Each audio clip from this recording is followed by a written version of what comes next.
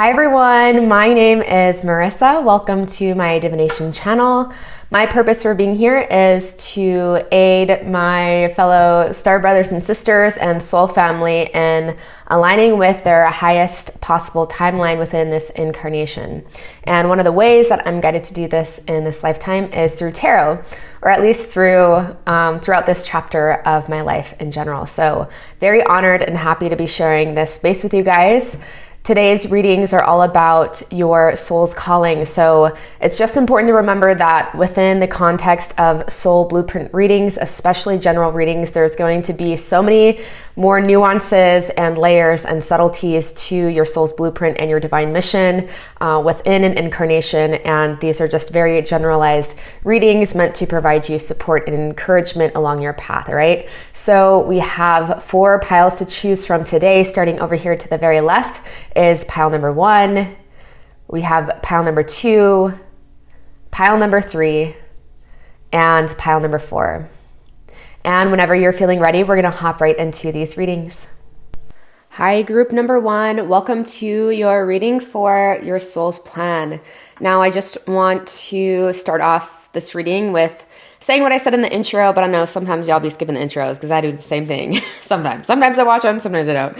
But I just want to say that the thing about soul's blueprints and the soul's plan is it's extremely nuanced, okay? There's a lot of layers and subtleties in terms of our individual missions, like what we came here to explore personally, and then collectively as well. For most of the people drawn to my channel, it's going to be a combination of both. And at least what I'm already seeing within this pile and just what I tend to see throughout these readings in general for my time that I've been doing this is the beings that are drawn to my work at least have much more of a collective mission, and it seems much less personal.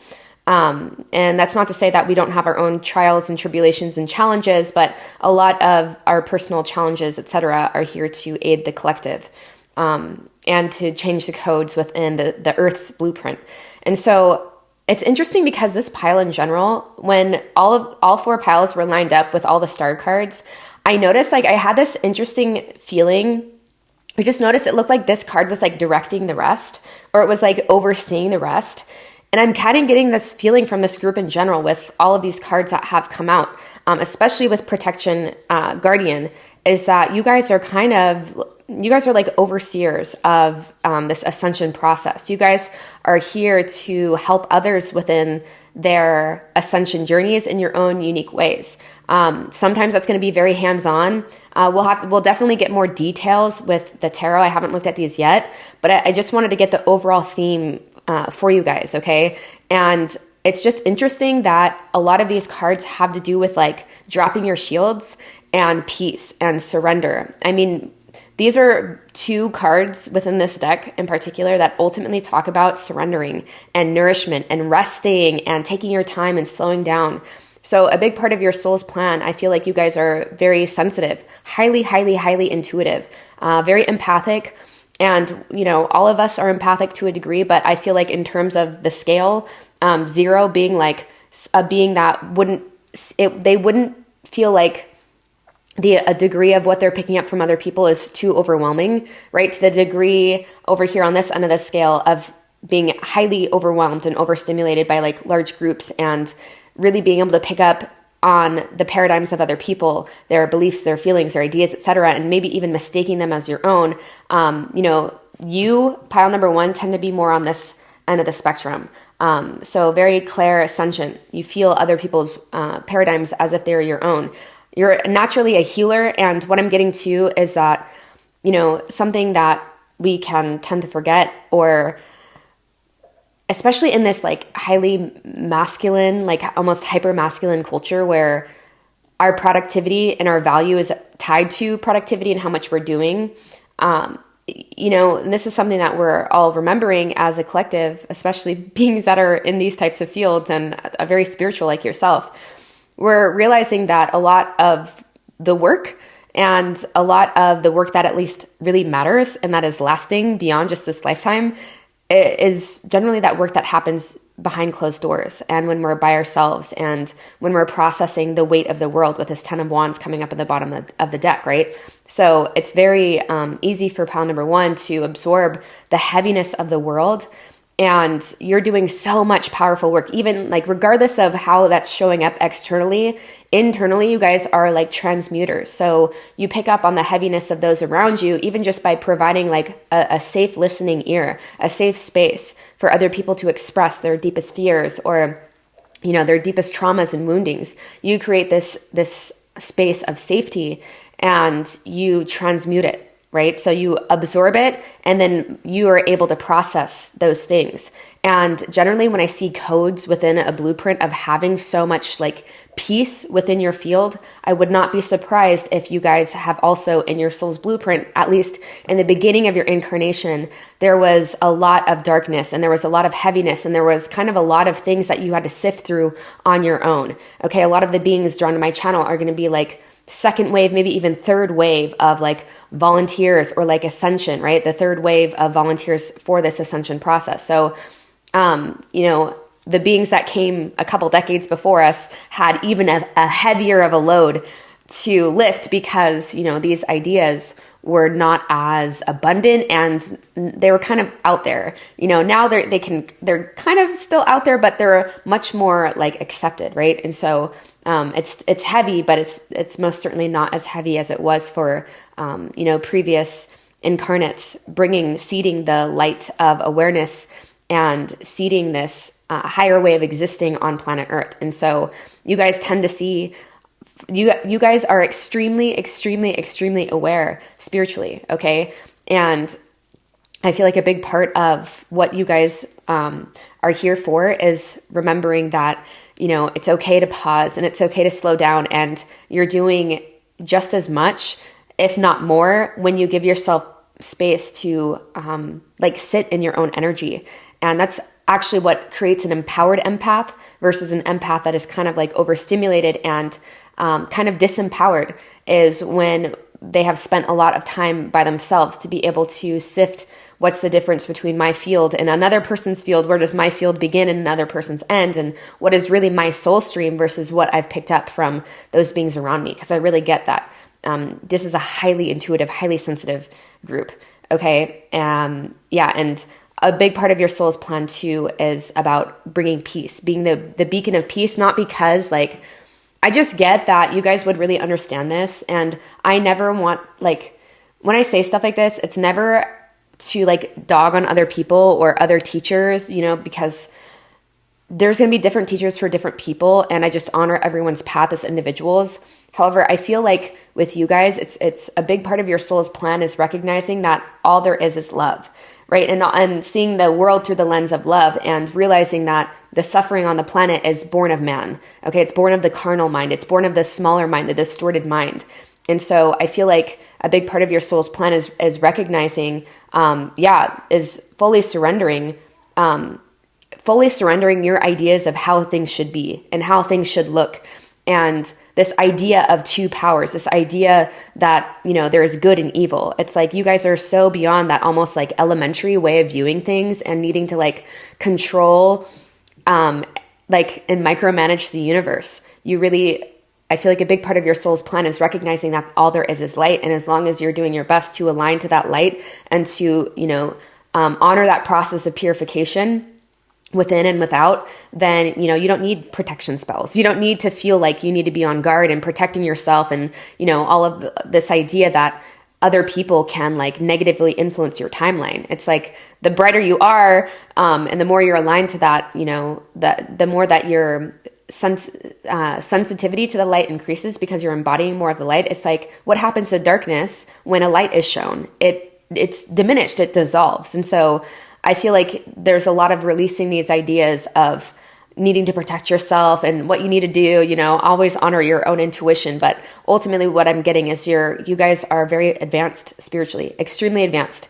It's written within your soul's plan. And, you know, those light codes will be activated more or less depending on how much you're really taking care of yourself. I am seeing that nature is a big part of how you guys heal and how you replenish, especially like waterfalls, maybe even mountains, going on hikes, open plains where there's like not a lot of houses or not a lot of like man-made things. Like nature is your church, and nature and the stars is definitely where you remember like the shortness of it all and not to take it too seriously. And to, slowing down is so important, is so important on your path. Okay. I just want to reiterate that, like having moments of like, I was even seeing things about breath work. This reminds me of like breath work, or even like someone being laid out on a Reiki table, like true energy healing and energy work. Okay, is definitely a part of your soul's plan, and just peace and surrender and trusting the flow of things and relying not on your own human eyes, okay, but relying on a spiritual eye, relying on the perspective of your higher self, and doing your best to follow the voice of faith versus the voice of fear. Okay, so we'll get deeper into your soul's plan with the tarot. So we have the Knight of Pentacles. Yeah, slow and steady wins the race. We have the Universe. So yeah, you're definitely, I feel like, especially when I saw this, like, cause this one flipped over when I was shuffling for the tarot, and instantly I heard like universal traveler, like you guys are cosmic beings, cosmic travelers. I whether or not you've spent lifetimes on Earth before, I definitely don't feel like this is your native planet. I feel like you guys are definitely more so here as beings of light on behalf of like the Galactic Federation, you know, that kind of thing. So next we have the Eight of Wands. We have the Five of Pentacles. We have the Nine of Cups. And we have the Emperor. So yeah, a big part of, I feel like you guys with like part of the collective karma that might feel very like close to home, or that it's really yours, is there is a lot here about like financial burdens that I'm seeing, and being able to be in a place where, you know, undoing the script of what it means to be prosperous. And I'm not saying that you guys aren't meant to be prosperous financially, because I am seeing that, but it just might not be coming in at the pace that you might think that you want, or that you might think is right. Like not being fooled after appearances is really big here.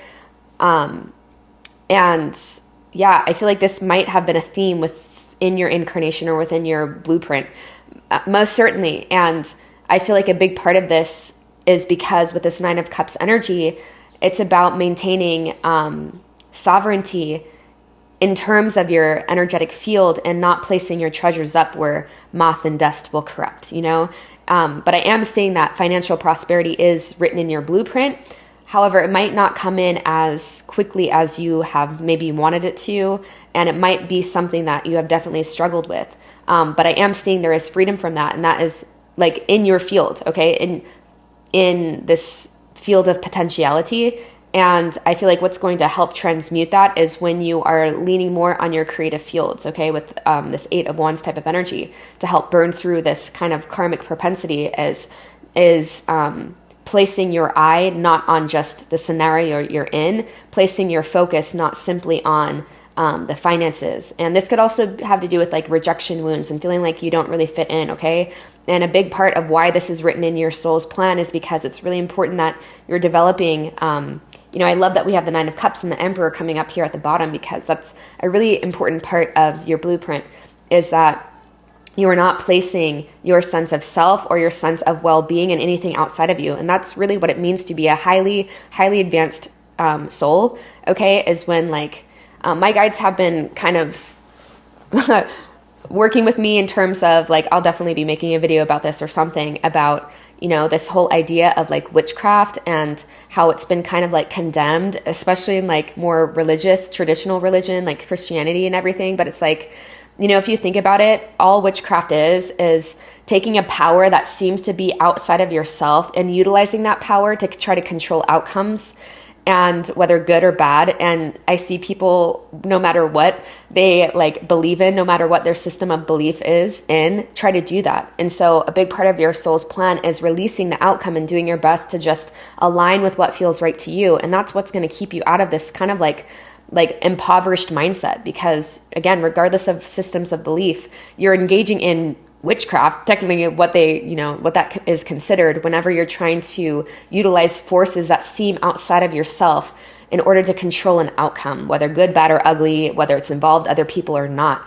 And so a big part of your soul's plan is like every day, as much as you can, you're just surrendering to the powers of the universe, the one power there is, right? And the only time we really start to suffer, man starts to suffer, is when we're placing our power in man, right? And when we've taken the one power and we've kind of separated it in different ways. And so like, this is something that you can't just, I can't just talk about this to anyone, but so pile number one, you guys deeply feel this and you deeply understand this and deeply know this. And that's when things start to really transform for you and start to move more quickly for you, is when you're kind of releasing this idea of how things should go. And you're seeing, okay, like something shitty happened. How is this meant to serve me? Like, you guys see, a big part of your soul's plan is seeing everything as a gateway and as a vehicle into your transcendence and a vehicle into you becoming this very sovereign and very authoritative figure. But overall, I feel like you guys might, I wasn't really sure. This is going to look so different, but I do feel like a big part of this group is active, okay? Because we do have this emperor energy. We have a lot of this divine masculine type of energy here, which is so beautiful, because it's like, we need more people doing this. We need more people that are going into meditation, stillness, contemplation, really stilling themselves internally and externally, the inner and outer environment, enough so we can really hear that still small voice within, or the God spark within, or the voice of your soul, the voice of your higher self. You guys are doing that. And a big part of your soul's plan is not making it a move until you have connected with that still small voice and received your order, so to speak, from the divine itself. And then you go out and then you make the plans, or you execute it. And because of that, like, you're going to start to see that difference. The more that you fine tune your path, pile number one, you're going to see that difference of between like, I'm going to do something just because I want to do it, and it seems like things move really slow and maybe don't get you the results that you expected. And then the more that you're like, okay, this is not really worth it, and I'd rather just have my peace at the end of the day, because that's literally written in your blueprint. So, the peace is really what stands out to you the most, and what you're naturally going to start to gravitate more and more is that peace that surpasses all understanding. And so when you're, making your decisions from that space, things start to move really quickly, and you're burning through the karma and you're ending karmic chapters, for yourself, but also mainly for humanity. Okay. And then it's like, you don't even care what happens from there, because you already feel so good and full and nourished. But then the irony behind that is that I feel like the abundance then does come, but it might take a while for pile number one to really start to trust that process and really start to trust, wow, I can really just focus on my peace and my stillness going into meditation. And only when I hear that voice that voice telling me to move in a certain way, then I'm going to move in that way. And, important if you have whatever, to honor your other dharmic commitments. Like if you have a family, a job, whatever you need to do in order to achieve and to, I guess, sustain your life in order to merge more with your dharma, honor that process. Okay. So pile number one, this is very beautiful. You are literally doing God's work on this planet. And, you guys, I feel like just doing your best to calm your nervous system is really important in this lifetime, and connecting with your breath. And again, moving slow is so highlighted here. And the slower you seem to move, the faster things go. It's that weird dichotomy. But again, it's like that saying I'm hearing, you will be restored the years that the locusts have eaten, the years that were given away to doubt or feeling like I need to do, but at your own expense, gathering the weight of the world in the process. It's like, you'll be restored that and then some, the more that you just, again, slow down and tune in, giving yourself permission to tune into that voice within. And you definitely are here to be an overseer of humanity and an overseer of this process of ascension that we're all going through as a collective. So thank you so much for being here, pile number one. If this reading resonated with you today, maybe leave a tree down below. If you don't want to share anything else, leave a tree down below to symbolize nature and taking time and slowing down, and honoring the slow but steady process. And maybe give this video a thumbs up too. This all helps my channel grow and reach people that it needs to when they're meant to receive this healing message. And I do hope to see you again soon. Much love. Hi, group number 2. Welcome to your reading for your soul's plan. Now, I said this in the intro, and I'm just going to reiterate this again right here, is that the thing about soul blueprint readings is, these are general. Not only are they general, but even when I'm doing personal readings that have to do with the soul's blueprint, these are very, the soul's blueprint is very nuanced and it's very layered, and it's really important to tune into, even more so during these readings, the messages that you're receiving from your higher self and your team behind the scenes, because only, this is a journey between you and God. This is a journey between you and your higher self. And so I'm just like a partial reflection and a partial mirror into things that you already know about yourself. Especially the beings that are drawn to my channel are highly aware, highly sensitive, highly introspective, and very advanced beings. I just, this has nothing to do with me, but it's just something that I've definitely noticed on my channel, okay, and the people that I work with. So that little disclaimer aside, right away, I would not be surprised if you guys have experienced somewhat of a rocky and turbulent foundation growing up in your childhood. I am hearing something about, either you or parents suffering with addiction, or people that raised you suffering with addiction, a lot of conflict, okay, maybe even, some degree of neglect or abuse on any level. Pile number 2, my heart goes out to you, and I understand, the turmoil and the tumultuous nature, and just the confusion that can lace the beginning years, even the beginning decades of your life with.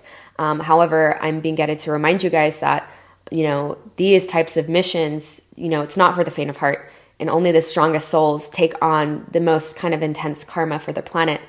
And I am getting the sense that you guys have experienced more of the dark side of the human psyche and more of the dark side of humanity and just people. And you guys have seen and known suffering firsthand and witnessed a lot of it within your loved ones, okay, and just people that you really care about. And maybe at some points too, you even kind of lost hope in humanity and hope in being able to have a happy life, and maybe lost faith in things working out for you because of how much you had seen. But if anything, what I'm hearing is that an important part of this is kind of to sober you to life on earth, to sober you to the condition of humanity and to the condition of the state of the planet, and to kind of really show you where humanity is at. You did have 2 direction. I'm getting goosebumps. I'm getting goosebumps right now because I'm feeling that you guys, we had 2 guardian cards come up. Okay. And so I'm getting the sense that you come in with a lot of protection. So your soul knew the likelihood of you going through certain experiences. It was not a punishment though. It was it was like a bodhisattvic vow of the planet Earth calling for help, for the children of Earth calling for help, and the spirit of humanity wanting to break out of this bondage. And so I feel like a big part of your soul's plan is to really set other people free. And how do we do that is first by experiencing that ourselves, and then being able to free ourselves from it. And a lot of the times, this doesn't even have to look like you're actively doing something to help break people's misperceptions or to see past the illusion. But generally the people I work with are doing that in some way. But just understanding that you take on the darkness of the world, the confusion, through the addictions, through the obsessions, through, just the density of this planet, and just the insanities that go along with being incarnate on Earth. And as you set yourself free from those things, you're creating etheric highways, is what my guides refer to them as. Etheric pathways. So how when someone is, imagine going through a forest and you're chopping down the trees, to make your way out of the bush and to make a path, or the first people to walk paths up mountains. And then, over time, a path becomes really clear and it's easier for other people to do it. Well, that had to start somewhere, someone had to make it easy. And so that's what you're doing etherically and within the 5D realms. Okay. You're helping to clear these misperceptions around the deepest parts of the human psyche. And you make it easier for other people to make their way out and to see the light around things. Okay. But not only do you guys have a lot of protection and guidance and guardians around you within this incarnation, that have kind of made sure that you awakened, because it can be really easy to fall. It can really be even easier to not have those awakenings, I feel like, when you are immersed in the amount of darkness that I feel like you guys have been exposed to. But it was like you were meant to go through it and to wake up, okay, and to help heal the misperceptions in the field of humanity. And it's interesting too, because I feel like part of your soul's plan and part of your path might have been maybe even shaming the amount of anger that you guys have. I am seeing anger as a big part of what you guys might experience, but that there's a fire behind you, pile number 2. You guys are very fiery. Even if you don't have a lot of fire in your chart, I feel like you guys might resonate with like the Pitta dosha. Generally what that archetype is, I guess you could say, is someone that really likes to learn, and someone that does not settle for less, and someone that extracts the nutrients, so to speak. Fire is all about digestion. So you're extracting the nutrients of all of your life's experiences, and you're like, how is this here to help me? And so I feel like even in your darkest moments, and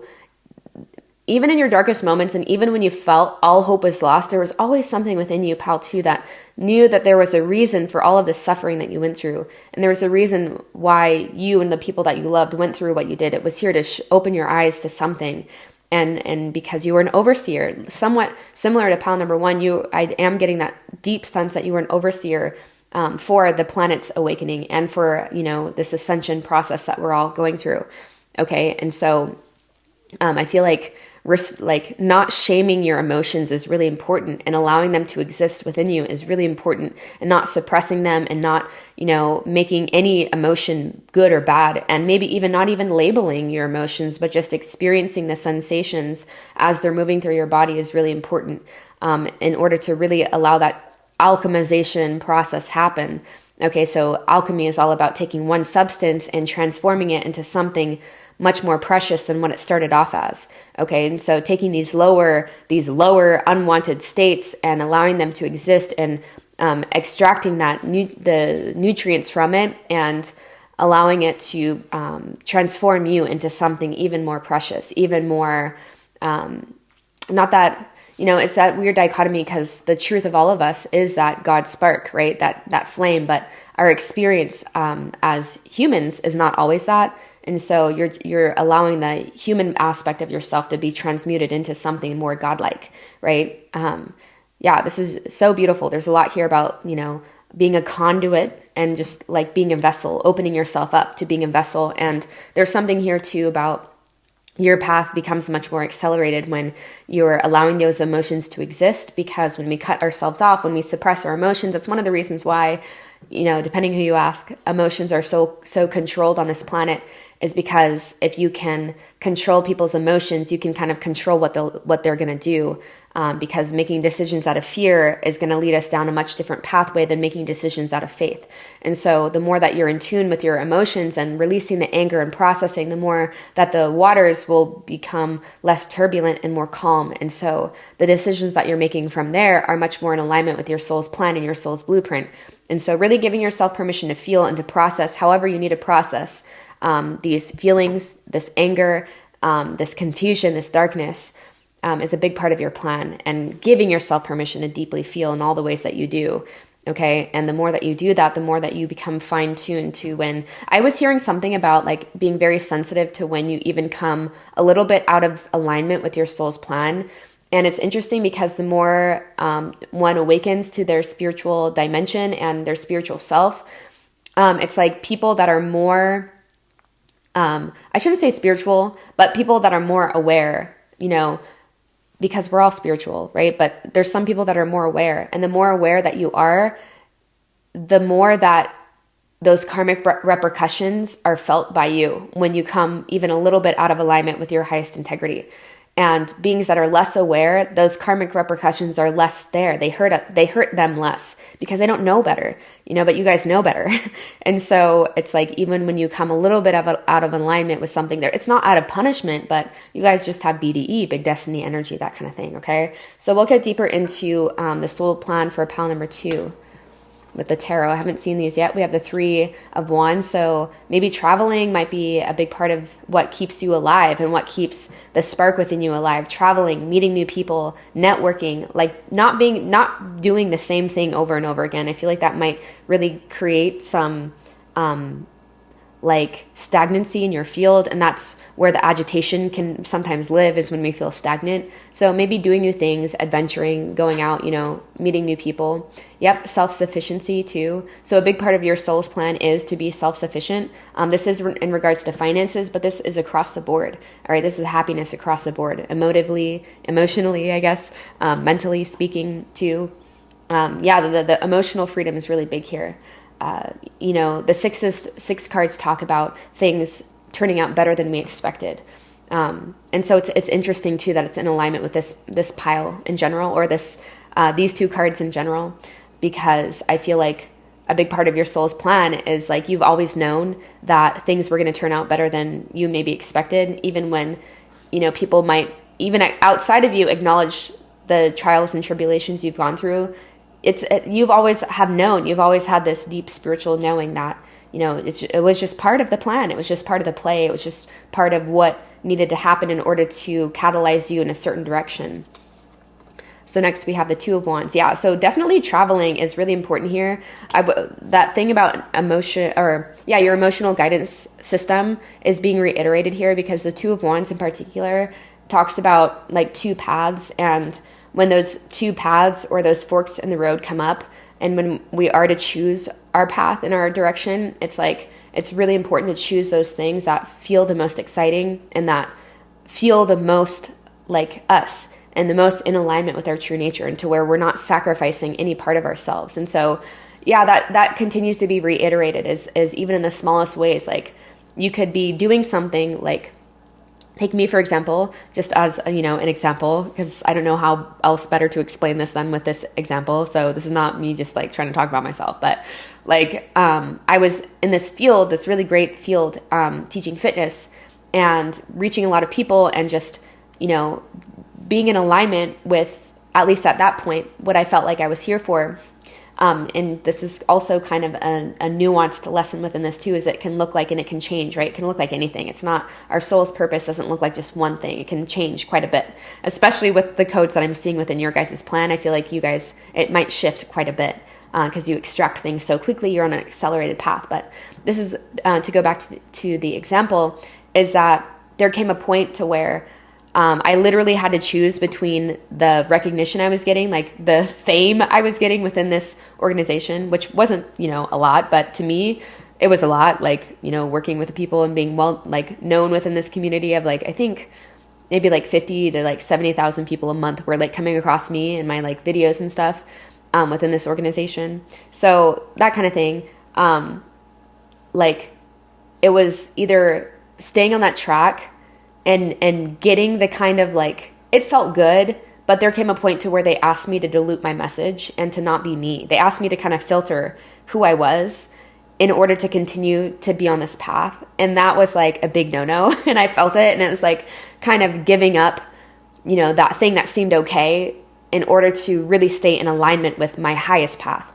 And because of that, the freedom is what is most important to me. My happiness, and me betting on my life and betting on, like straying away from something that was more secure, because I was already established and this organization was already established, the happiness and the peace and the fulfillment has allowed, and just like not sacrificing my truth is what has allowed so much of this sense of like, nothing can stop me. Right? And ultimate faith that things are always going to work out, because you see it in big and small ways on this type of path. Okay.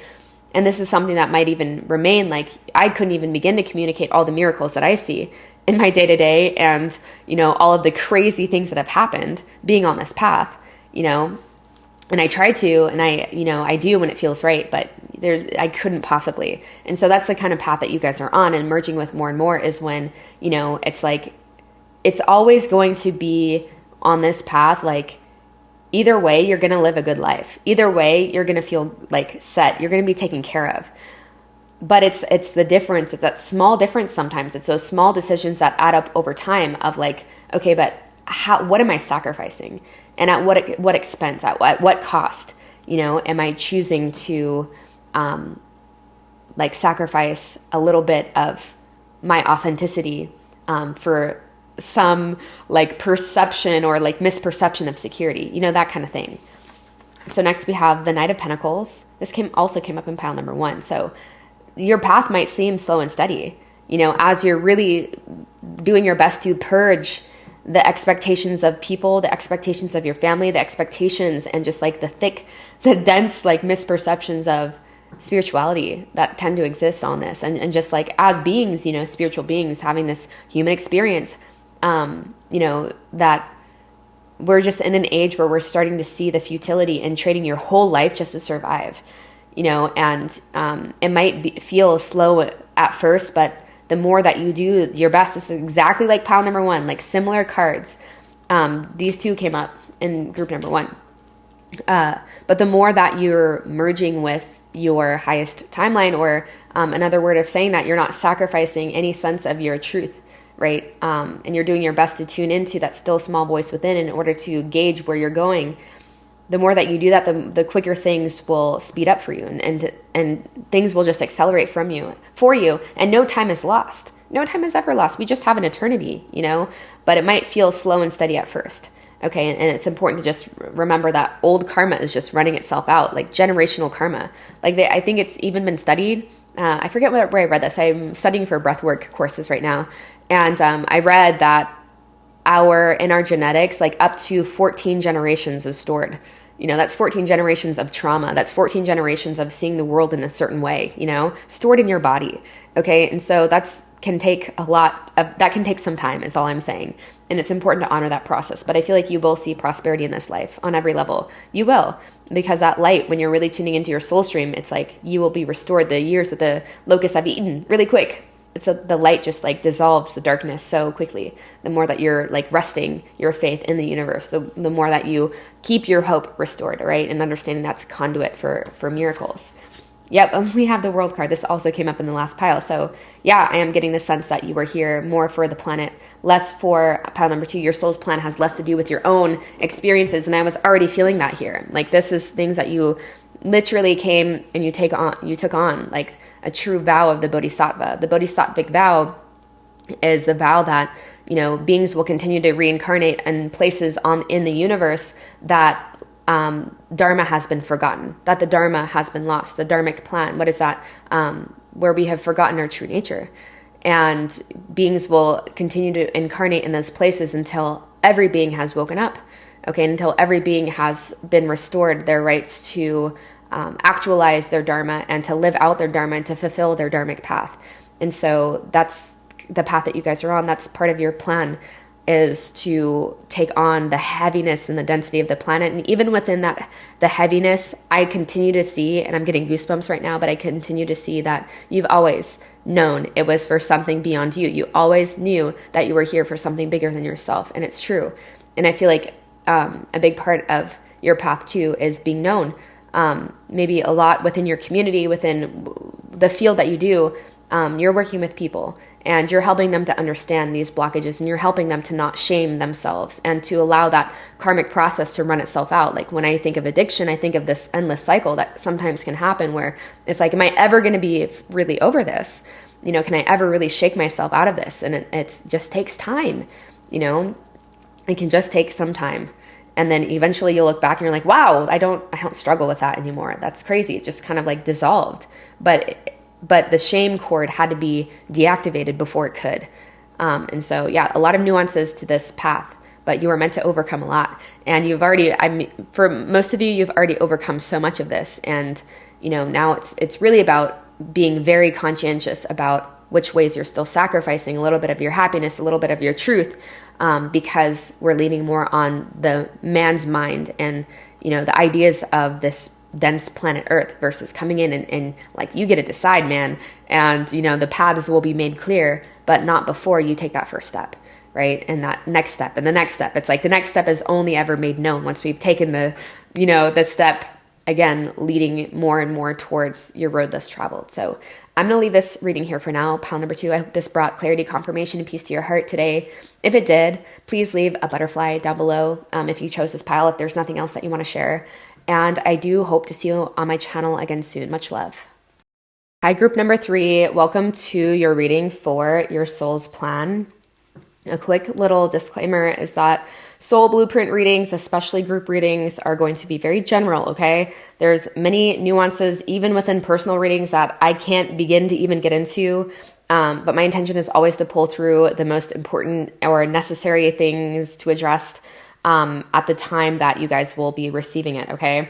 Or receiving the message. So already, like, it's interesting because each one of these piles, I already know one of the last cards in the last pile, or one of the cards in the last pile, because like it flipped over when I was shuffling these main cards for you guys, for all the groups. And it's really interesting because all of these piles have to do with being more celestial souls, celestial beings. So beings that have not just spent their lifetimes within the earth karmic cycles, but mainly beings that are coming from other parts of the galaxy and other star systems in general, other galaxies in general, to help this type of process. Okay, but it's really highlighted in this reading for you guys. And I guess I'm not surprised, because the star, to me, one of the ways that I read the star card, it generally does come up in readings in the context of being more of a star being or a celestial being, right? There's different layers and different contexts that come up depending on what other cards are around it, but that's just a pattern that I've noticed within these group readings that I do for other people. When the star card does come up, one of the layered meanings within it is being a star being, or being that might not just resonate with Earth being its only cycle of growth and evolution and learning, okay? And so that's something that is highlighted for group number 3, pile number 3 today, is that this is a double mission for you. So not only are you a light worker, there's light workers that will always be exist within different planetary systems, beings that are just old souls and have attuned themselves more to the light.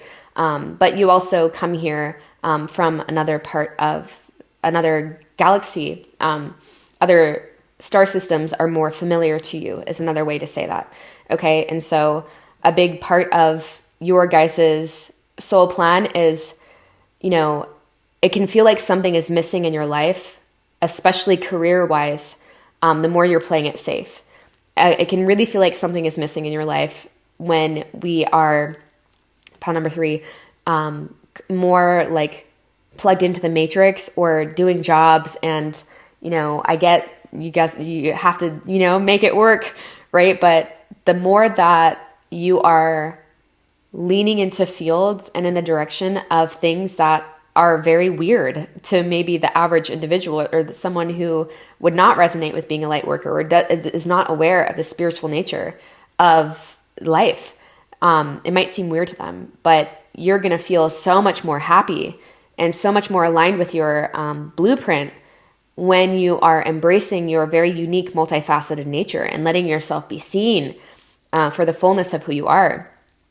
And I used an example in pile number 2 that feels relevant to bring up here, but there are times when you'll consistently be fine tuning to this and consistently be more and more brave and solid in your true nature, because we can even be in these fields. Like I was in this field where I was teaching fitness and was, exposed to an average of maybe 50 to 60,000 people a month.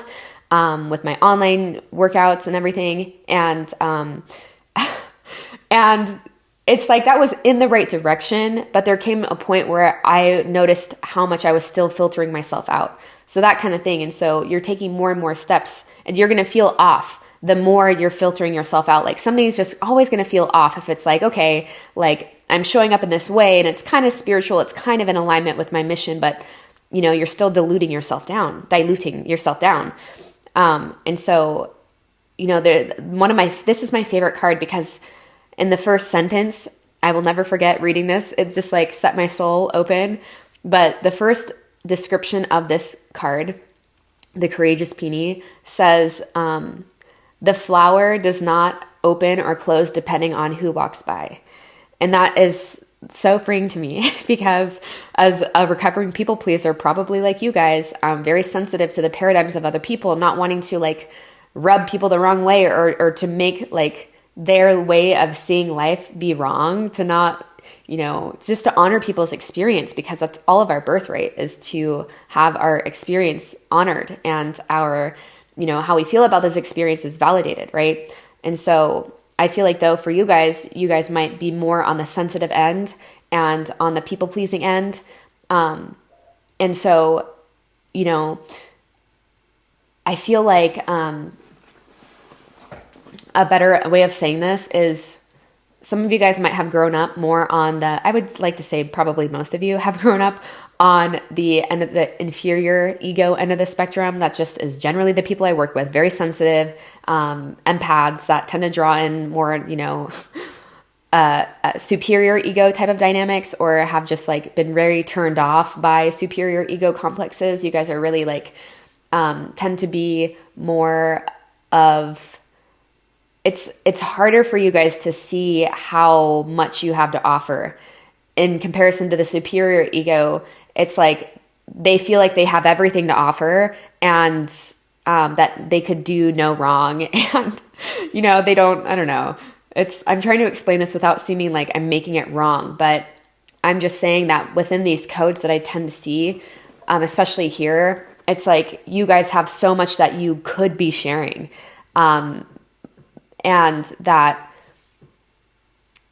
could really be making such a difference if you're not already doing it. I wouldn't be surprised if you guys are already doing it, but inferior ego complexes just tend to maybe be a bit more bashful with their message, and a bit more shy, and a bit more like don't want to stand out in a negative way, because you probably always did. You probably always did stand out in ways, and you didn't want the attention, but you got it anyways. And maybe we're even picked on or bullied, or, subconsciously, maybe not subconsciously, but like inadvertently, or just like in a roundabout way, kind of told throughout your life that the way that you are is not okay, or that there's something wrong with you. All these fucking labels that the world tries to put on us the second we take our first breath is insane to me, and like kind of infuriating, but that's a different story for a different day, but there's like such a tenderness that you come in with pile number 3. And it's important that you are setting the stage, that you, especially you, with the advancement that you guys are residing within, like you are not meant. You cannot possibly fit in with this planet, and that's not a compliment if you do. And so just really honoring how different you are in whatever ways that is calling to you, and whatever ways you can just like really solidify the sense that you're not trying to fit in, and honoring your uniqueness. Okay. And you come in with this very nurturing. A big part of your soul's plan is you are here to nurture people. You are here to nurture humanity. Okay. To allow other people, to allow the other misfits on this planet to embrace themselves. That's one of the ways that this planet keeps people within, I don't call them the powers that be. I call them the powers that were, because that is shifting, and that's just the timeline I'm merging with, the powers that were.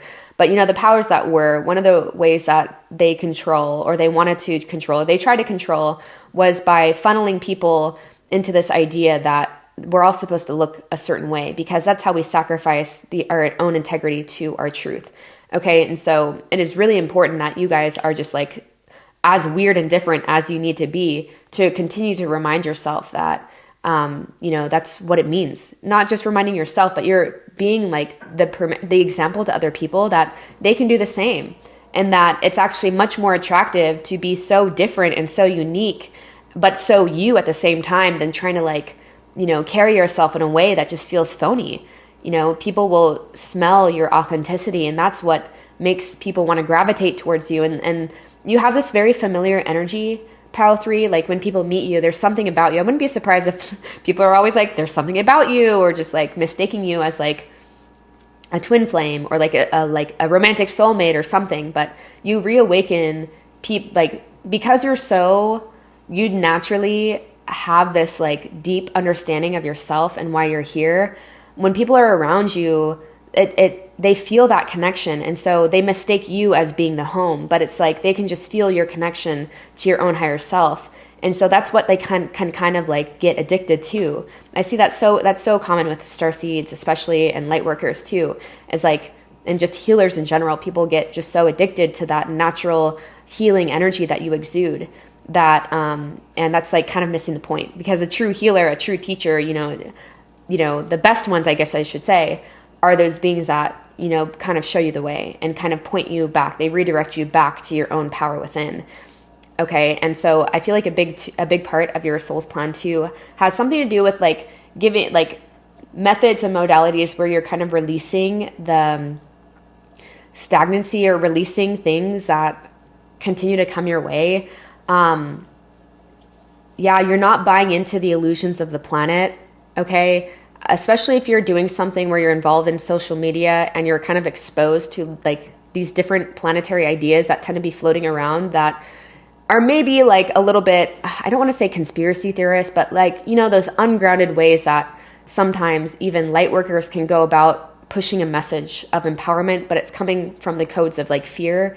It's really important that you're doing your best to continue to release these ideas of separation and this idea and there being more than one power. It's all God, it's all God's domain, and the rest is just distortion, and the rest is just our ideas. And because we have spark of God within us, we are a spark of God. It's like we get to co-create from there how we want to, or with just how we see the world and what we're deeming is happening, what we're expecting. And so a big part of your soul's plan, as you're consistently releasing, you're being mindful when you're buying into non-serving narratives. And one of the ways that you recognize, pile number 3, that you're buying into non-serving narratives is like, it feels scared. It doesn't feel happy. It doesn't feel bright. You feel hopeless. You feel like there's no hope for the planet. And so you're choosing, you're engaging in things, and you're continuing to restore that kind of flow of the divine mind, because that fear, like, again, I feel it's all very nuanced and it's all very subtle, but the fear constricts that pipeline between the limited self, your experience of yourself, and the higher self. And so you're learning throughout this lifetime, or just remembering, I should say, because this is stuff you already know, but just doing this on planet Earth is just different for you. You're just remembering how to release all these ideas, and just remembering these are all ideas, and what I'm continuing to expect or to focus my energy on is like my investment. I'm literally investing in this paradigm if I'm choosing to entertain it. And so I feel like one of your methods of kind of coming back to truth and understanding the one power and the God is all there is, and the law of one kind of thing, is by releasing thoughts in general. Because you're going to really see on your path, if you're not already seeing this, as long as you're buying into your thoughts at all, whether good or bad, that is illusion. You're buying into something that is not based in reality. And so I feel like, I'm getting very high density levels of consciousness that you guys are from, very like advanced star systems that you come from. Okay. And I continue to hear something about Andromeda. I'm hearing something about Sirius, but honestly, because, the star card, this represents the Sirius star and the star card in general. But to me, that could also just be representations for very advanced star systems and beings that are here to be very like activists. You can be like very active in your community and very like open and just like boisterous with what your beliefs are, or it's encouraging you to do that even more, because it's like the people that should just like stop talking, keep talking for some reason, side with peace and love. And the people that like have the most to actually contribute of substance to the planet don't. And that's something that my guides have worked with me as well. It's like, just say something, just like put out your 2 cents. And it actually like is healing when people coming from your state of consciousness, where it's not just about the fame, it's not just about getting recognitions. Like, you really want the best for this planet. You really came here to serve the planet, right? We need your voice, okay? And to release all the other ideas that say that you should be any other way. And again, if it's not in alignment with the highest timeline and the highest destiny and the highest potentials, release it, okay? You don't need to entertain it for any reason. You don't need to entertain any timelines, whether you have perceived them to be in your life, like whether it seems to be part of your past, it is gone. It's not. If it's not here, it's not part of reality. And like that kind of thing, like being so present, so tapped into the 0 point field that you're just like, anything is possible. And that's where actually, it's our ideas of a perceived past that continue like disease and that perpetuate not like non-serving things in our life and things that we want freedom from. But it's like, it's our continual investment in that being a reality that keeps it here. It's this is the level that you guys are working on. This is the level of understanding you come in with. This is what like beings like the ascended masters, like, Jesus or Buddha, they understood this. Lao Tzu understood this. And so that's what miracles really are. I am love, and miracles are natural. Yes, miracles seem like a miracle when you're operating from just like an average earth awareness, not dog and earth, but it's like it's like preschool in terms of spiritual understanding earth, is. And you guys come from a more advanced understanding. And so you get that this is just natural. It's all made of the mind. And the more that we're releasing ideas and releasing thoughts in general, the more that naturally we merge with this God spark that other people like can feel within you. That's why people get so attached to you. So what else is written in your soul's plan? Everything is fine. This is my favorite card in this deck because I think it's the only one that's like not its traditional like name. Like this is the 10 of Swords, but it's like everything is fine. I love this one. We also have the 6 of Wands. So yeah, I feel like success meant to be known, Wheel of Fortune, recognizing that everything is here to set you free. Like the thing about the Wheel of Fortune is like things only feel chaotic if more of your footing is on the outside of the wheel. You're going to be swept up when it gets high. You're going to be taken down when it gets low. So it's having more of your footing in the center, just staying centered in general, right? With all this release and like meditation, stillness, contemplation. And so you're less thrown off. Like you understand everything is just part of this cycle and everything is just, nothing can rob me of my happiness. It's all part of the divine. And as long as it's just about like, where are you placing your identity in? A big part of your soul's plan is not placing your identity in your role, your temporary role, because that's when, even it's like when you're identifying more with the soul, you can have 10 of Swords moments, but you truly believe and know everything's fine. Like everything is seen as a victory because okay, like because I'm placing my happiness in something that is greater than just like what's happening on earth, and because I'm creating more moments of mindfulness, and so I'm opening my crown chakra, and so more of like understanding of the universal laws are coming in. It's like, it's not an act. I'm not pretending everything is fine. Pile number 3 knows this is all here to like shape me even more into the badass that I'm meant to be. And the 6 energy is highlighted here. 6 is all about things turning out better than you expected. Always. It's always going to turn out better than you expected. Okay. And just honoring that, yes, a certain degree of these things are in our power, right? And some things are more of like that fated energy where it's like you couldn't have avoided it even if you tried. So I'm not going to I'm not going to create more insanity in my field by trying to figure out what I was doing wrong. No, it's like, just keep your eye on the prize, right? Keep moving forward. We have 5 of Cups. We have Knight of Cups. And we have the 3 of Cups. Yeah, I'm noting that was in reverse. That came up in reverse, but I don't really take reversals. So,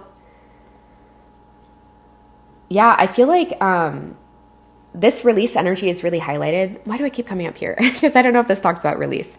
Okay, yeah, yeah. Okay, so the release energy is being highlighted here because I do feel like pile number 3, I do tend to see this more with beings that are just very much more aware, or they're like, their faith muscle is really strong because you're less likely to stay in situations and like even cities, living arrangements, jobs, etc., when things like are okay, but really they don't feel good. Like when there's like, I don't know, when it just feels like stagnant, your beings on this path that have a stronger faith muscle are less likely to stick around. And they're like constantly looking to those things that remind them of their birthright and remind them, yeah, happiness is my birthright. I should always be moving towards that. I should never be sacrificing any part of myself for anything or anyone. Okay, and so you're more likely to walk away from things. And so I am seeing that, a part of your soul's plan is learning how to do that with grace and to not feel guilt. 5 of Cups can be like this card of like acknowledging that something is done, but feeling guilty that it had to end, or feeling guilty for being the catalyst in something ending. Again, it's like when you're playing this double mission, pile number 3, you are here to play a role for other people, a very specific role for other people. And I feel like I don't need to include the disclaimer of like, don't be an asshole, because with you guys, I feel like it's not needed to say, but I'm just going to say it anyways. That doesn't give anyone permission to like be an asshole to people of like, oh, well, that must be what you really wanted. You know, that must be what I'm here to play. But I feel like you're naturally very mindful of other people. And I feel like you are just a catalyst for people's growth in many different ways. And you understand, you can just feel when something is time, when it has like expired and it's time to move on.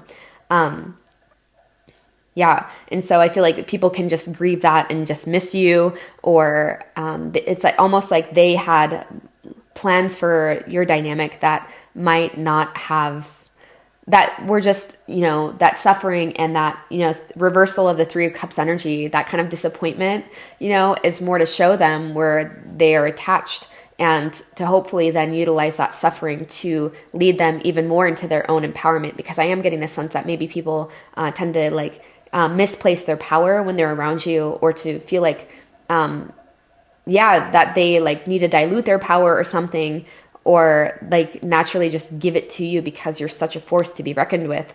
And I feel like it's something that they might not even recognize. But yeah, I feel like you steal a lot of hearts, and people just like want to give you, they just want to share of themselves with you, and any part of the journey they can with you.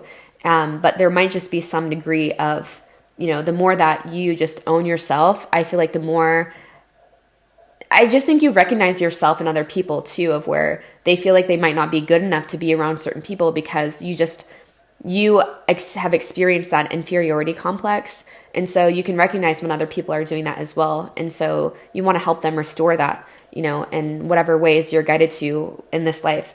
I feel like you also help other people to not give away their power to situations or things external, and to stay in their power, and to recognize that it's all within, right? Really restoring people their own power, and like remembering that the best things about life and the sweetest things are not obligatory, right? It's not out of obligation, but it's out of, no, I just like truly just want to give, right? And knowing when it's time to release as well. So I'm going to leave this here for now, pile number 3. I hope this brought clarity, confirmation, and peace to your heart. Let's go ahead and leave, is there a raven? If not a raven, let's go ahead and leave a cup down below, because there was a lot of that cup energy here. If you don't want to share anything else, doing that and also liking the video helps my channel grow and reach more people that need these healing messages and reminders when they need them. And yeah, I hope to see you on my channel again soon. Much love. Hi, group number 4. Welcome to your reading for your soul's plan. So a quick disclaimer that I've given all of the piles so far. I mentioned this in the intro, but sometimes I be skipping the intros, and I know some of y'all do too, okay? But that's okay. So all it is that, you know, these are very, like the thing about the soul's blueprint is it's very layered, it's very nuanced. You know, this journey is truly a journey between you and God, you and your higher self, okay? So especially when it comes to general readings, I am just bringing forward what reminders you guys need the most at the point in time that you're drawn to the video. Okay. And so, yeah, disclaimer aside, the first thing that's coming through is the fact that we have such cosmic energy coming through. I said this in the last pile, and I'm going to say it again. All of these cards, all of these piles, were very cosmic in nature. So I'm getting the sense that the beings that are drawn to these readings today are more celestial souls. In other words, they have spent many incarnations on other systems, star systems other than Earth. And they're coming to the planet at this time in order to bring their wisdom and to bring their light and their codes of freedom, and just their understanding, their degrees of expanded levels of consciousness and densities to this planet at this time. All right. And so not only am I seeing that with how much cosmic energy, you have the cosmic heart, then you have child of the cosmos, you have universe here, universe there, and then you also have stargazer. So the thing about this group in particular is a big part of your soul's plan is like you're consistently leveling up. And this is something that we're always going to see in our life. But I really do feel like in terms of what your life is meant to look like, is that it really, I feel like, is supposed to be larger than life. And when I say supposed to, whatever, it's, you know, it is what it's supposed to be always. But I do feel that there are points and periods throughout this incarnation where you'll be looking at how far you've come or the life that you're living, and you're like, wow, like, is this really my life? Like, your incarnation is meant to be highlighted with those types of moments of, I can't believe this is what I'm doing. I can't believe this is just the degree of freedom that you feel is continuing to like deepen. And I'm just being guided to the fact that, you know, both of these heart spaces, I mean, this is about the cosmic heart and the child of the cosmos. I mean, her heart is illumined here. And so I am getting the sense with I am the loving energy of the universe. I am really feeling that a big part of your soul's plan and just what you're here to bring to the planet at this time is reawakening the cosmic heart and coming back into contact and into trust and remembrance of what it means and how it can be like living from the space of the divine heart. Okay. And yeah, the more energy and intention I bring to my faith, the more fearless and free I am. And so that really is in alignment with this cosmic heart energy, with devotion, potency, making your life a moving prayer, where you're going where you're called, and you're only utilizing your mind in order to like maybe share and explain to people what it means to live in faith. I'm getting this sense of like consistently sharing your testimonies with other people in some way, you know, sharing those things that happen when you have lived in faith and when you have taken a chance and taken a bet on your life, right? When you have aligned to your higher aspect and gone through with a thing that maybe felt scary at first, but was based on faith, and how things turned out even better than you expected. I feel like you're maybe sharing that in some way within this incarnation and helping other people to, I love that it says, I am the loving energy of the universe. And then it says the energy or the intelligence of the universe lies within you, because here, this is pretty much saying the same thing to me. And here, this is pretty much saying the same thing to me. And so part of your soul's plan, it might feel difficult in some instances, because we do have this moving beyond ancestral patterns coming up, where it feels like you're kind of at a tug of war between yourself. You're kind of at a tug of war in terms of, how do I do this, right? And like, can I really trust this? And actually like believing that it's possible, you know, believing that, you know, not just thinking, oh yeah, that could happen to other people and for other people, but not for me. You know, I feel like there might be some deep ancestral mistrust in the divine, and people may be sacrificing like their higher timelines and like sleeping on their dreams. That might be common in your ancestral lineage, or just in terms of the people that you find yourself surrounded by, because community is being highlighted here about how much the community that you're around has affected you and will affect you moving forward. Okay. And just being really important about who you're allowing to speak into your ear, and are they speaking faith or are they speaking fear, that kind of thing. And so it's really part of your plan to consistently be setting your sights like higher and higher and higher. When I was shuffling for this too, I was hearing something about astrology. So maybe part of your soul's plan has to do with being an astrologer, or you speak about it, or you're very into like occult practices, or you're very into mysticism. You're into things that seem new agey, but it's coming from a place of wisdom for you, pile number 4. And so I feel like it is kind of saying that if there's something that you're doing that seems like off the beaten path, or that seems like, you know, where you're kind of questioning, can I really do this? Can I really make something of this? It's like that voice where you're like questioning, can I really do this? That's not you. That's not your higher aspect. And the caution that you might feel along the way, that's not you. That's the voices of your past, the voices of your ancestor. I said this in another pile. I'm going to say this again too, but I'm looking into different breathwork courses and certification programs, and I'm learning a lot right now about breathwork and the magic of breath. And one of the not university, but one of the places I was considering, I was researching about. And it was interesting because I learned that, you know, in our bodies, like genetically, we are 14 generations stored, you know, in our like auric field, in the memory of our cells, up to 14 generations. Okay, that's a lot, you know, that's a lot of reinforcing ideas and patterns that might be very like outdated. and not in our highest alignment. I just saw 444 on the clock. That might be a number for you guys. Yeah, I feel like a big part of your soul's plan is like recognizing this. And also it's interesting because you guys are such cosmic souls that it like, you might get frustrated on your path quite often, pile number 4, because a part of you understands that, like your soul and your celestial body so deeply understands like freedom and so deeply understands higher truths. But when you take on a human body, you're taking on the patterns of humanity. And so part of you feels like you should be farther than where you are, because you are kind of like dimming down to fit in a way by taking a human incarnation when you are way past where humanity is currently at. And so part of you might just feel like, oh, like kind of icky or gross, or just like, you know, like you're playing out these patterns that aren't yours, and you might judge yourself for it. You might have that I should be farther than I am, but that's not, you know, that's not being surrendered to the cosmic heart. And, you know, under the intelligence of the universe, like where freedom really comes from is understanding. I don't like, if this is where I am, this is where I'm meant to be, you know, and the more fearless you become is like, nothing can hold me down. Nothing can tie me down. Nothing, not even my own ideas of where I should be. You know, freedom is a state of being.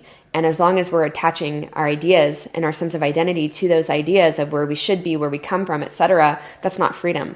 We're bound to like reinforcing this paradigm. And so other paradigms and other ways of seeing things and other ways of doing things can't come to us because we're so invested in this one idea, right? And so you're here to move beyond any ideas of where you're supposed to be, because this taking this lifetime in general was a devotion to the highest, right? Taking this lifetime in general and kind of like dimming down your awareness, so to speak, to kind of fit in with where humanity's at. Like you can't stick out too much. It's you know, it's this dance. It's this beautiful kind of surrender and understanding. There is such freedom. I'm seeing 11:11 now on the clock too, that I'm filming this. It's 11:11 here. But yeah, such divine synchronicity. Your life is probably filled with number signs too, and just like confirmation and reiteration. You're on the right path. You can't get on the wrong path. What I'm getting, pile number 4, is like you really can't stray far from your purpose. Like it's, I feel like it's you notice, right? And it's one of those things, especially the beings I work with. Like there is really no such thing as coming off your path, but there is such a thing of how much we're enjoying it, right? How much we're enjoying our process and unfolding. And because we have the 3 of Pentacles highlighted, I feel like there is something here about a big part of your soul's plan has to do with community and the people that you're working with, the people that you're working around, maybe even building something with other people, collaborating with other people, and other beings that are kind of within the same frequential bandwidth that you're operating at. That is like so free. You know, it's so freeing. The most free beings, or the times that I feel the most free is when I know that I know better, or I know that maybe the way that I'm being called to act or speak in one moment is like, it's really hard to voice this because I'm noticing this more and more, but it's like, I'm not trying to appear more like enlightened than I am or something, or like I can understand that when I'm saying something or doing something or like showing up maybe in the eyes of other people where it seems that I'm not as advanced, right? I don't care because I understand there's a reason why it feels like I'm supposed to be playing this part in this moment. And that's kind of the thing of extricating your sense of identity from how other people are receiving you anyways. And you're going to find more and more freedom there. And there's less and less fear of how you're being received because you understand you're just playing your part. You understand your integrity is in the right place. And so you don't need to worry about how other people are going to receive it because you understand they're going to receive it at whatever level of consciousness they're at, and trusting too that however they're receiving it is going to catalyze them in some form, shape or form or way or whatever that they need to, that plays into their paradigm and into their reality in the way that it's meant to. So this is a very nuanced path that you guys are on. Okay. And, setting your sights higher, it's like seeing the bigger picture too, and not getting lost in the temporary role, and understanding that more freedom comes and more more like risk-taking comes with not placing all of your eggs in one basket, right? So putting all of your eggs in the basket of this human incarnation, like in 50 years, everyone's going to forget about you, you know? Like at 50 years after, not saying in this life, but like 50 years from when we pass, right? Or 100 years from now, no one's going to know that we existed. Really, maybe some of us, our names will like float around for, you know, another 100 years or so. But, you know, it's like releasing this smallness of just this one incarnation is really big for you guys. And, acting from that sense of anything is possible. And okay, none of it matters. Like it's all sacred, but none of it's sacred. It all matters, but none of it really matters. Like there's a lot of neither here nor there type of energy that I'm getting. Okay. So let's get deeper into your soul's plan for this lifetime. We have the High Priestess. You're not questioning yourself. Are all of these reversed? Okay, you're not questioning yourself. Okay, that's really important. You're not questioning yourself. You're not questioning your intuition. You're going where you're guided, not taking cues from the outside, not believing other people's limited paradigms, okay, not adopting their limited paradigms, right? We have the moon coming up. So a lot, oh my gosh, there's so much intuition here. Okay, there's so much about you guys are so intuitively guided, and it's important that you're making your decisions from there. You're not making your decisions from a place of guilt. Okay, the Five of Cups has been coming up a lot lately in readings as moving beyond this paradigm of feeling bad about where we're guided and feeling bad about the people that we might have to walk away from. I just saw 1111 again. Oh my gosh, it's crazy.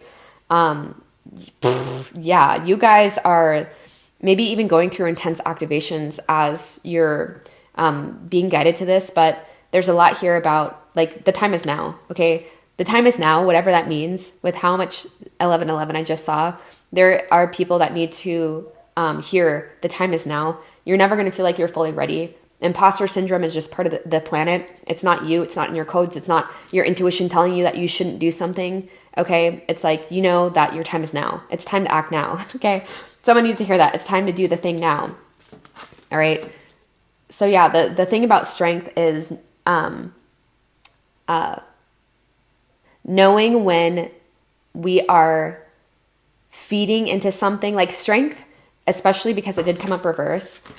Strength is all about like, and it's upright and it's empowered. We're leaning into those things. We're going after those things that we know we're meant to do, and we're not taking no for an answer, right? We're doing the damn thing. And it's good. We're overcoming more of those internal obstacles. We're taming the beast of our own thoughts and illusions, so to speak. But in a reverse position, you know, to me, that kind of is representative of going after the things, like we're staying in something that has, the reason we're staying in it is faulty in its integrity to our highest timeline. Okay. And so a big part of your soul's plan, at least for when you guys this group is drawn to this, is there's something that you guys are questioning in your field. There's something that you're questioning about, like a direction. You're questioning something. Okay. And it's important that you're not making your decisions based off of who you're going to let down, because that's not a thing. You know, maybe if you're identified more with the personality and it's like someone feels like they're not getting something from you that they want, you know, that's their own thing, because there's nothing that we should be asking for other people to give to us. You know, it all lies within us. And so being mindful that you're making your decisions, understanding that when you're acting on those things that set you free, and when you're doing those things that, and aligning to those realities that are uplifting to you, you can trust that it's going to be uplifting for other people. Okay. And so there might just be some, it's interesting. I feel like you guys, a big part of your soul's plan is really separating. You really feel into all the different perspectives, all the different dimensions of things, and not getting swept up in the illusory nature of reality. Okay. And yeah, that's like really highlighted and being very like, that's really important. I feel like too, there can just be,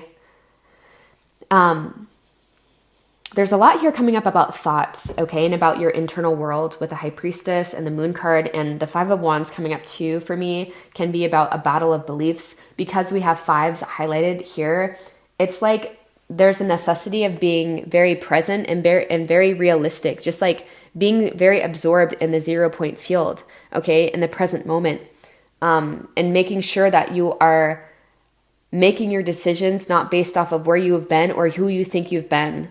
And there can be too some level of guilt that you guys are carrying. Yeah, I do feel that because this ancestral pattern is so thick. Like maybe past versions of yourself. I just saw 1444 on the clock. So 444 again.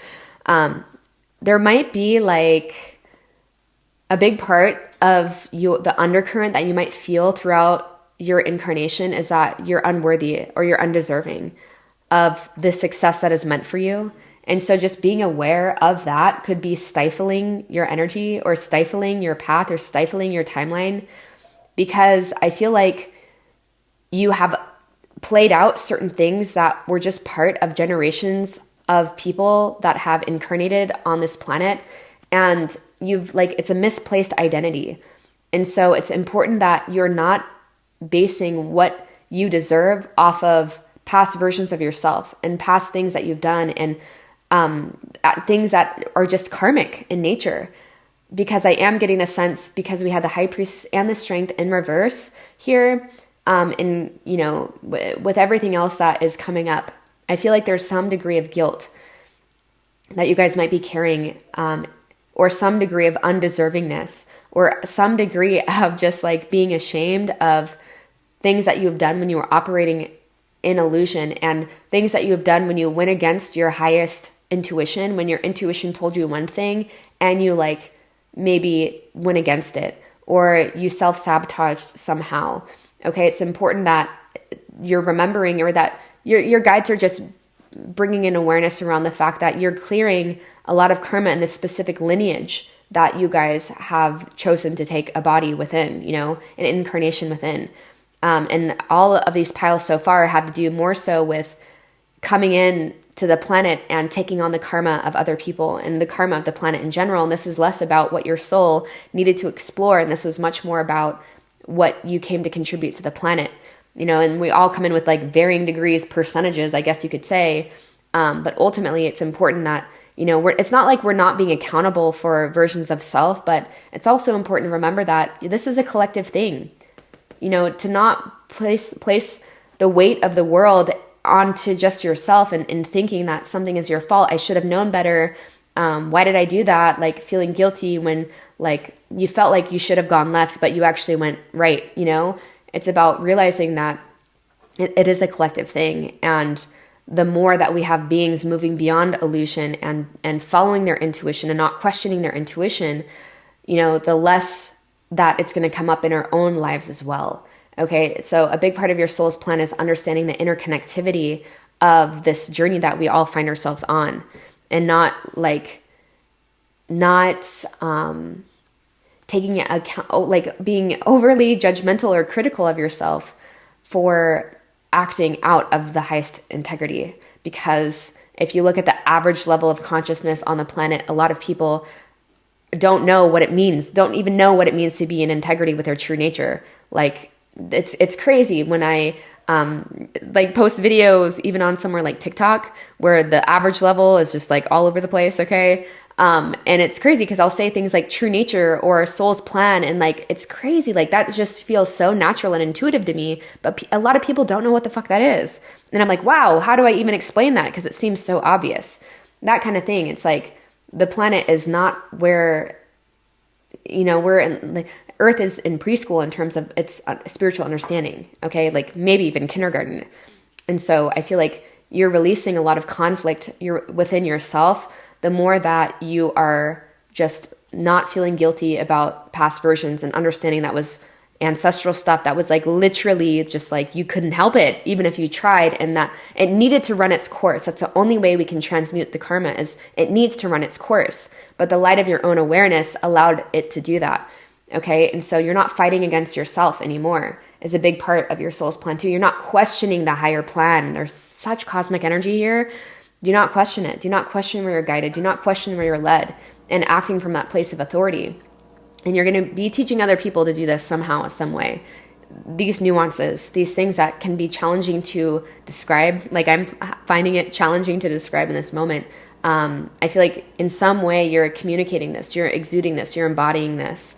Okay, and you're being more comfortable with not needing people to understand where you're coming from, because you know you're operating within integrity, and your energy, like you're speaking less, I feel too, with this high priestess and this moon. Like the less you speak, the more powerful you seem, because I feel like as you begin to learn to embody these codes more, and as you just become more comfortable, you sink more into this authority and this powerful like energy that you come in with. Like your energy speaks more for you. And maybe sometimes you feel like you might diminish your own self by trying to over-explain yourself and try to get people on the same page with you, that like, you know, pearls to swine, that kind of thing. People that just like are not even in your realms. Like you don't need to explain yourself to them. And I feel like it can kind of dilute your energy in your auric field by trying to explain yourself. It like diminishes your power. And so a lot of you, and a lot of like how you're to carry yourself and how you're actualizing your soul's plan and moving with grace and freedom and less guilt and less questioning yourself, is by like not needing to explain yourself and just doing the damn thing, and understanding that people that need to hear it nuanced and broken down, they'll get it. And the people that don't, they'll always be in conflict with their own selves. So you can't expect them to not be in conflict with you, you know? But yeah, this is beautiful. This was very, these are all like insanely layered and nuanced, but I hope this brought clarity and confirmation and peace to your heart today. Pile number 4, your soul's plan. If this did resonate today, maybe leave a hummingbird. Do we have hummingbirds? Yeah, leave a hummingbird down below, or some sort of bird if there's no hummingbird. If you don't want to leave any other comment, give this video a thumbs up. Both of these help my channel grow and reach people that need these healing messages when they need them. And yeah, I do hope to see you on my channel again soon. Much love.